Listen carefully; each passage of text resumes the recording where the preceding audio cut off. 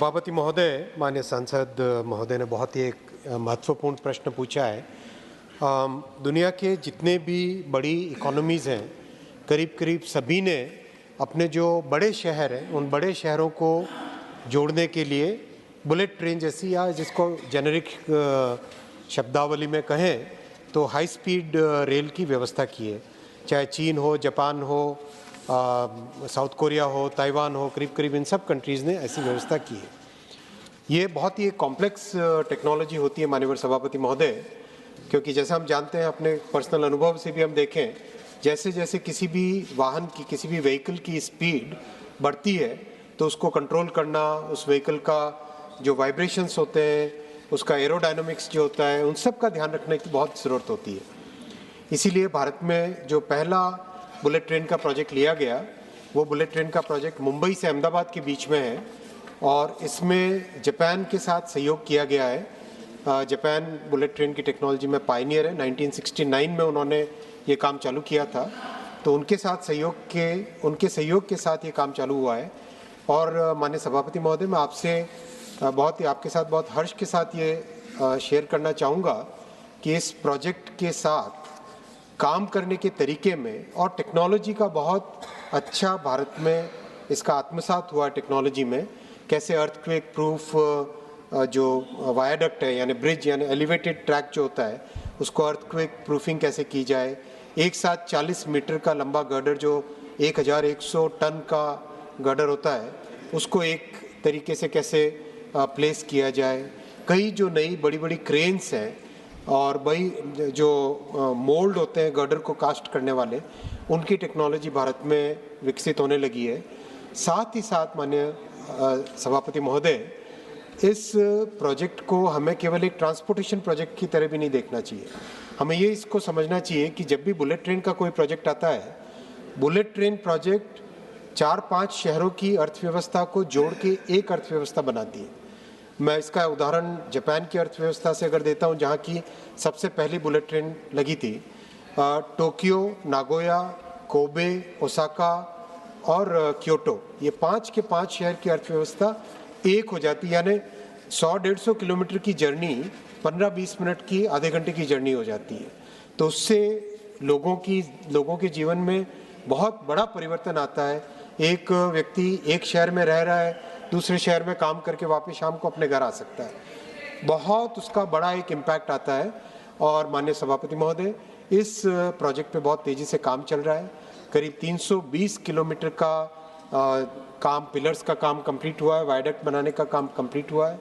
एक अंडर सी टनल जो ठाणे क्रीक में करीब जमीन से करीब 50 मीटर गहरी, समुद्र के नीचे से, उस टनल का काम भी चालू हुआ है। 8 के 8 नदियों के ऊपर ब्रिज का काम बहुत अच्छी एडवांस स्टेज में है। स्टेशंस का काम भी बहुत अच्छा एडवांस स्टेज में, और करीब करीब सारी दुनिया में इस बात की चर्चा भी है कि भारत में काम बहुत अच्छा तेजी से चल रहा है और कई नए इनोवेशंस इसमें हुए। धन्यवाद। माननीय बाबूराम निषाद जी, सेकंड सप्लीमेंट्री। माननीय सभापति जी, मैं माननीय मंत्री जी से पूछना चाहता हूं कि मुंबई से अहमदाबाद तक चलने वाली बुलेट ट्रेन में कितनी श्रेणियां होंगी एवं इनका अनुमानित किराया कितना कितना होगा? धन्यवाद। माननीय सभापति महोदय, बुलेट ट्रेन में अगर हम थोड़ा सा इतिहास में पीछे जाएं, डॉक्टर ई श्रीधरन साहब, जो कि रेलवे के सेक्टर में वन ऑफ द फाइनेस्ट जो अथॉरिटी माने जाते हैं, उन्होंने एक बहुत अच्छी व्यवस्था की थी कि मेट्रो के अंदर कोई क्लास का डिफरेंस नहीं होना चाहिए।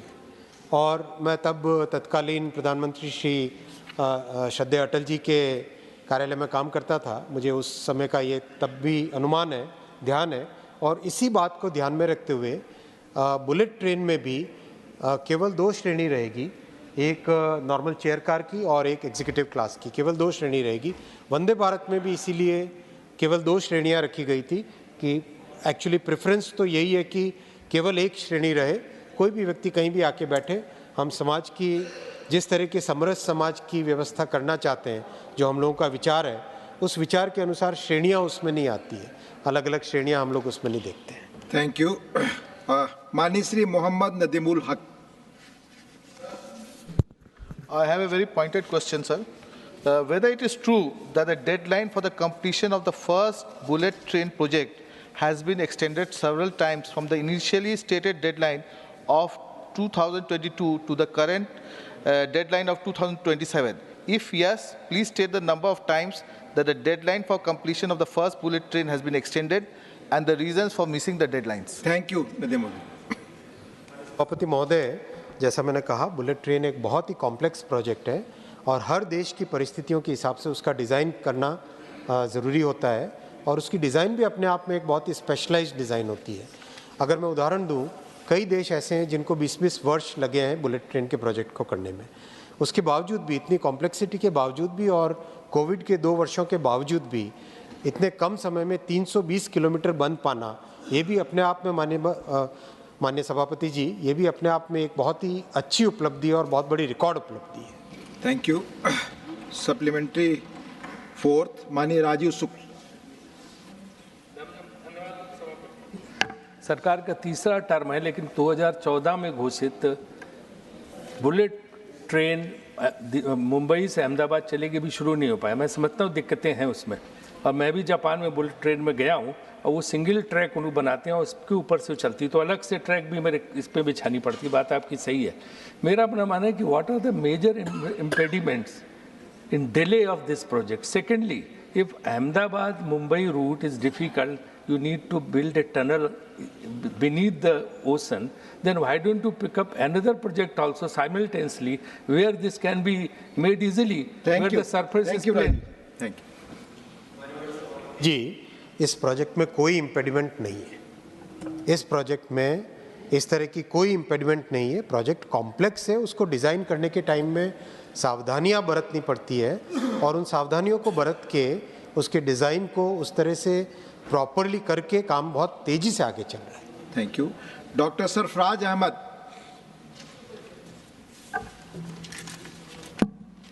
सभापति महोदय, माननीय मंत्री जी ने बड़ी विस्तृत जानकारी बुलेट ट्रेन की हम लोग को दी है। मैं इनसे केवल ये पूछना चाहता हूं कि दो हमारे इस देश के पिछड़े राज्य हैं, बिहार, झारखंड, बंगाल, उड़ीसा, क्या सरकार की ये प्लानिंग है कि आने वाले दिनों में उन राज्यों में ही बुलेट ट्रेन चलाने जाएगी? अगर है तो फिर कब तक वो हो सकता है? धन्यवाद डॉक्टर सरफराज जी। माननीय सभापति महोदय, ये इस कॉम्प्लेक्स और एडवांस टेक्नोलॉजी को अभी आत्मसात करने पे, समझ कर अपने इंजीनियर्स को ट्रेन करने में और अपने पूरे देश में इसका जो इंडस्ट्रियल इकोसिस्टम है वो बनाने पे फोकस है अभी। और मैं आपके साथ बहुत हर्ष के साथ ये शेयर भी करना चाहूँगा कि जो बड़ी वाली जो क्रेन्स होती हैं जिससे कि गर्डर उठा के वायडक्ट के ऊपर रखना होता है, इनिशियली क्रेन की टेक्नोलॉजी बाहर से आई और दो क्रेन के इंपोर्ट के बाद में, माफ़ कीजिएगा एग्जैक्ट नंबर मुझे पूरा ध्यान नहीं है, शुरू में क्रेन को लाने के बाद में आगे सारी की सारी क्रेन की डिज़ाइन भारत में बनी। वैसा ही जो मोल्ड होता है, उस मोल्ड के इनिशियली टेक्नोलॉजी बाहर से आई, लेकिन उसके बाद में मोल्ड की टेक्नोलॉजी भारत में ही बनने लगी और अच्छे अपने कोयम्बतूर में बहुत अच्छा जो फोर्जिंग और फाउंड्री वाली इंडस्ट्री है तमिलनाडु में, उस इंडस्ट्री का अच्छा इसमें उपयोग हुआ। तो अभी सारा का सारा फोकस है कि किस तरह से इस टेक्नोलॉजी को समझें, आत्मसात करें, क्योंकि माननीय अध्यक्ष जी, जितनी भारत की जनसंख्या है और जिस तरह से हमारी इकॉनमी ग्रो हो रही है, उसके हिसाब से आगे भविष्य में हमें बहुत सारे इस तरह के एलिवेटेड कॉरिडोर्स बनाने ही पड़ेंगे। जब सरफेस पे कोई भी ट्रेन चलती है तो उसके सामने बहुत सारे चैलेंजेस होते हैं। कभी कैटल आता है, लोग भी, गांव भी आसपास हैं तो उनकी भी तकलीफ होती है। तो अपनी जितनी जनसंख्या के समकक्ष देशों ने सब ने यही स्ट्रैटेजी अपनाई कि एलिवेटेड पैसेंजर कॉरिडोर्स बनाए जाएं। तो ये अपना पहला अच्छा प्रयोग है और इसमें अच्छी सीखने को मिला है देश को। तो भविष्य में जो जनसंख्या बहुल क्षेत्र है उसमें एलिवेटेड पैसेंजर कॉरिडोर्स जो कि हाई स्पीड पे ऑपरेट करेंगे, वैसा देश को निर्णय लेना होगा। धन्यवाद। क्वेश्चन नंबर 126, माननीय श्री बाबू भाई जेसान भाई। माननीय मंत्री जी, सदन के पटल पर रखा। First supplementary. माननीय अध्यक्ष महोदय, मैं आपके जरिए माननीय मंत्री से ये जानना चाहता हूं कि सरकार द्वारा रेल पटरियों के रखरखाव और सिग्नल प्रणाली के आधुनिकीकरण सहित रेल सुरक्षा बढ़ाने के लिए क्या कदम उठाए गए हैं। प्लीज। महोदय, रेल पटरियां और उनके रखरखाव, उसमें नई टेक्नोलॉजी लाना, उसमें नए प्रोसेसेस लाना, मेंटेनेंस के नए तरीके लाना, इनके ऊपर बहुत ही फोकस्ड वे में काम किया गया है। मैं कुछ आंकड़े आपके माध्यम से सदन के, इस महान सदन के समक्ष रखना चाहूँगा। जो ट्रैक्स की मेंटेनेंस होती है माननीय सभापति महोदय, उसमें टोटल रेल रिन्यूअल, जो कि एक बहुत ही प्राइमरी काम होता है क्योंकि पटरी स्टील की बनी है और जो ट्रेन है वो जब चलती है उसके पटरी की लगातार कंटिन्यूसली उसका वेयर एंड टेयर होता है। उसमें पिछले 10 वर्षों में 43,000 किलोमीटर्स की रेल रिन्यूअल की गई है, जो कि अगर उससे पहले के 10 वर्षों में लें तो उससे करीब 1.5 गुना ज़्यादा है। हाई क्वालिटी रेल्स यानी 60 किलो की जो रेल होती है जिसकी स्ट्रेंथ ज़्यादा होती है, वो माननीय अध्यक्ष जी अगर 4 से 14 वाला पीरियड लें तो उसमें करीब 57,000 किलोमीटर लगी थी और 14 से 24 वाला पीरियड लें तो इसमें 1,23,000 किलोमीटर लगी, यानी करीब 2 गुने से ज़्यादा। लॉन्गर रेल पैनल्स, क्योंकि जितनी ज़्यादा फिश प्लेट्स लगेगी ट्रैक में उतनी ही उसकी सेफ्टी कम होती है, इसलिए दुनिया भर में जितना हो सकता है लंबे रेल पैनल लगाए जाते हैं। तो लंबे रेल पैनल अगर देखें तो 2004 से 14 में मात्र 9,917 किलोमीटर लगे थे और 14 से 24 में 68,000 किलोमीटर, यानी करीब करीब 7 गुना ज़्यादा। तो इसी तरह से हम किसी भी पैरामीटर पे लें, जैसे ट्रैक मशीन, जो ट्रैक्स की कंडीशन कैसी है वो देखने के लिए एक अल्ट्रासाउंड फ्लॉ डिटेक्शन टेक्नोलॉजी होती है। उसमें भी माननीय सभापति जी, एक पुरानी पद्धति चलती थी कि व्यक्ति अल्ट्रासाउंड मशीन को लेके चलता था, ट्रैक के ऊपर चलते चलते उसको टेस्ट करने की एक पद्धति थी। उसमें क्या होता था कि अगर मशीन ढंग से नहीं रखी हुई है, मान लो ये ट्रैक है, इस ट्रैक के ऊपर अगर मशीन ढंग से नहीं रखी है तो उसका प्रॉपर डिटेक्शन होगा नहीं उसमें फ्लॉ का। इसीलिए जो दुनिया भर में आज प्रचलित है फेज्ड अरे अल्ट्रासाउंड मशीन्स, यानी 4-5 अलग अलग वेव्स उसमें डालते हैं ताकि मान लो जैसे ये ट्रैक है तो इस ट्रैक में अगर ऊपर भी देख पाए, साइड में भी देख पाए, इस साइड भी देख पाए, ये व्यवस्था करने के लिए नई मशीनें, नए इक्विपमेंट भी लाए गए और लोगों की ट्रेनिंग भी, ट्रैक मेंटेनेंस के जो स्टाफ हैं उनकी ट्रेनिंग में भी बहुत ध्यान दिया गया है। फिर माननीय सभापति महोदय, हम सब ने देखा होगा कि एक 1920-1930 से जो टेक्नोलॉजी है कि जो रेलवे के फास्टनर्स होते हैं, यानी स्लीपर और ट्रैक को जो बांधने वाला क्लिप होता है, उस क्लिप में सुबह से एक व्यक्ति जो हमारे की मैन होते हैं वो लेके हथौड़ा लेके जाते हैं और जहाँ जहाँ लूज़ हो जाता है उसको हथौड़े से फिट करते हैं। सभापति महोदय, इस देश में, इस देश का मैं क्या कहूँ, कई वर्षों तक टेक्नोलॉजी चेंज नहीं की गई थी। ये ऐसी चीज़ है जिसको 1940-1950 के दशकों में दुनिया में बदलाव लाया गया था, लेकिन वो बदलाव भारत में अब लाया जा रहा है। जो लेटेस्ट टेक्नोलॉजी होती है जिसमें स्क्रू होता है जिससे कि वो पूरी तरह से टॉर्क करके फुल फोर्स के साथ स्लीपर और ट्रैक मशीन, ट्रैक दोनों के दोनों अच्छे से फिट हो जाएं, इस तरह की टेक्नोलॉजी। तो कई तरह के जो इनोवेशंस हैं ट्रैक की मेंटेनेंस के लिए वो लाए गए और कार्य पद्धति में एक बहुत ही महत्वपूर्ण एक परिवर्तन लाया गया है, जिसके बारे में आपके माध्यम से मैं पूरे इस महान सदन के सामने रखना चाहूँगा। माननीय सभापति महोदय, जिस तरह से इतने बड़े रेलवे नेटवर्क को मेंटेन करने के लिए प्रोसेसेस में क्या इम्प्रूवमेंट किया जाए, तो आज करीब हर एक जोन में, हर डिवीज़न में, हर फ्राइडे को अगले 26 हफ्ते का मेंटेनेंस प्लान बनता है और उसको लगातार रिफाइन करते हैं जिससे कि मेंटेनेंस जितनी हो सके एडवांस हो जाए। इसीलिए माननीय सभापति जी, जो एरियर्स होते थे मेंटेनेंस के, अगर हम 10 साल पहले की परिस्थितियां देखें, बहुत हाई क्वांटिटी ऑफ एरियर्स होते थे, वो सिग्निफिकेंटली रिड्यूस होके आज ऑन टाइम मेंटेनेंस वाली पद्धति भी आई है। धन्यवाद। Second supplementary. माननीय अध्यक्ष महोदय, मैं माननीय मंत्री से जानना चाहता हूं कि क्या सरकार दुर्घटनाओं से बचने के लिए अत्यंत तीव्र सिग्नल प्रणाली स्थापित करने की योजना बना रही है? यदि हाँ, तो तत्व संबंधी ब्यौरा क्या है? धन्यवाद। सभापति महोदय, सिग्नलिंग रेलवे का सबसे महत्वपूर्ण डिपार्टमेंट है और इसीलिए इस पे एकदम फोकस करके बहुत ही सिस्टमेटिक वे में काम किया गया है। सभापति महोदय, ट्रेन्स की स्पीड 1930-40 में बढ़ने लगी दुनिया भर में।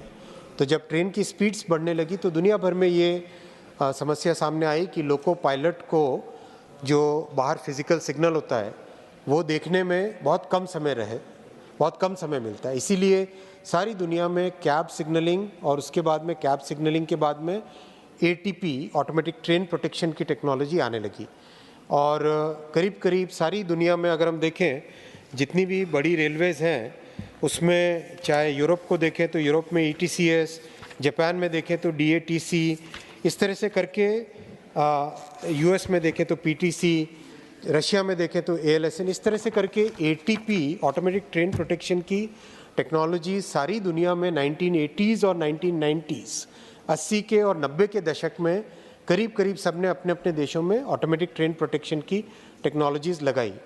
अनफॉर्चुनेटली भारत में लंबे टाइम तक ATP टेक्नोलॉजी पे किसी सरकार ने ध्यान नहीं दिया था और 2016 में पहली बार कवच के डेवलपमेंट का काम हुआ। 16 से 19 में उसका सर्टिफिकेशन हुआ और इसका सर्टिफिकेशन भी सभापति महोदय बहुत ही कॉम्प्लेक्स होता है। इंडस्ट्री में SIL 1, SIL 2, SIL 3, SIL 4 ऐसी 4 लेवल्स ऑफ सर्टिफिकेशन होते हैं। SIL यानी सेफ्टी इंटीग्रिटी लेवल, और एक SIL का सर्टिफिकेट मिलना माने 3-3, 4-4 वर्षों का प्रोसेस लगता है। 19 में वो सर्टिफिकेट कंप्लीट हुआ। 22 में सबसे पहले बड़ा टेंडर निकला इसका 3000 किलोमीटर का, और साथ ही साथ 3000 किलोमीटर के टेंडर के इम्प्लीमेंटेशन के दौरान जो अनुभव आया उस अनुभव से कवच 4.0 यानी फाइनल वर्जन, क्योंकि देश अपना बहुत ही विविधता भरा है, जो समस्याएं, जो सिचुएशंस हिली एरियाज़ में होती है वैसी डेजर्ट में नहीं होती, कोस्टल में जो होती है वो नॉर्मल प्लेन में नहीं होती। तो इन सब चीज़ को ध्यान में रखते हुए कवच 4.0 इस 16 जुलाई को फाइनली RDSO ने अप्रूव किया है। तो अब इसका लार्ज स्केल पे इम्प्लीमेंटेशन होगा। कई मान्यवर सदस्यों ने बीच बीच में कई बार ये प्रश्न रखा है कि एंटी कोलिजन डिवाइसेस का क्या हुआ, जो कि honourable chief minister of West Bengal जब रेलवे मिनिस्टर थी तब उन्होंने लगाए थे। मैं उसका भी स्पष्ट रूप से रखना चाहूँगा कि 2006 में एंटी कोलिजन डिवाइसेस लगाने चालू हुए थे, लेकिन उसकी करीब करीब 1500 किलोमीटर पे लगे भी थे, लेकिन उसमें बहुत सारे इश्यूज थे, बहुत सारे फ्लॉज थे, उसकी डिज़ाइन में ध्यान नहीं रखा गया था, उसका कोई SIL सर्टिफिकेशन नहीं था, इसीलिए 2012 में उसको फेल करार करके उसको हटा भी दिया गया था। Thank you. माननीय Priyanka Chaturvedi ji. I would request the Honourable Minister to be brief in his response and pointed question that I'm asking. Sir, there have been frequent cases of train derailments over the last year causing loss of lives. Currently, Kavach, which he has been speaking about, has only been deployed on 2%, that is 1465 kilometers of the country's railway network since 2020. Out of 15,200 diesel and electrical locos, only 139 are equipped with Kavach, which is less than 1%. At this rate, sir, how does the government plan to achieve its goal of implementing Kavach? माननीय प्रियंका